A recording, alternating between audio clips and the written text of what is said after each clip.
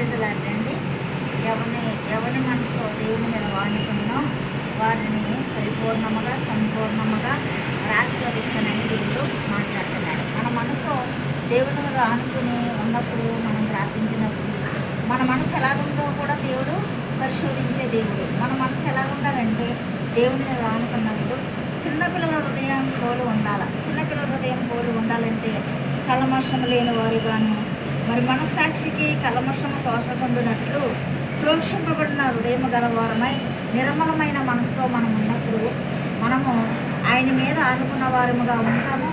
ఆయన మన ప్రార్థన ఆలకించి మనకి జవాబిచ్చే దేవుడు కాబట్టి ఎవరి మనసు నా మీద ఆనుకున్నో వారిని సంపూర్ణముగాను పరిపూర్ణముగాను ఆశీర్వదించి వారిని నేను రక్షిస్తాననే వాక్యం చెలవిస్తుంది. కాబట్టి మనం కల్మషం లేని వారముగా నిష్కపటముగా ఉన్నప్పుడు ఆయన మనలను సంపూర్ణ నిశ్చయత కలిగి యథార్థమైన హృదయంతో మనము దేవుని సన్నిధానమునకు చేరతామంట. అప్పుడు ఆయన మనకిచ్చిన వాగ్దానాన్ని నెరవేరుస్తాడంట. మరి అబ్రహాము హృదయాన్ని పరిశోధించాడు కాబట్టి అబ్రహాముకి ఇచ్చిన వాగ్దానాన్ని నెరవేర్చి ఆయన పట్ల కార్యం చేశాడు కదా.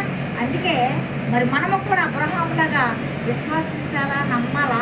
మరి కల్మషం లేని వారుగా యథార్థవంతులుగా ఉన్నప్పుడు మన కార్యాలు కూడా దేవుడు సఫలం చేస్తాడు. అప్పుడు మనం దేవుని మీద ఆనుకునే వారుగా ఉంటాము. కాబట్టి ఆ రీతిగా మనం జీవిందామే. ఈ పరిశుద్ధ వాక్యం దేవుడు దీవించగాక. సబ్స్క్రైబ్ చేయండి, లైక్ కొట్టండి, అన్న మినిస్ట్రీ గురించి ప్రార్థించండి.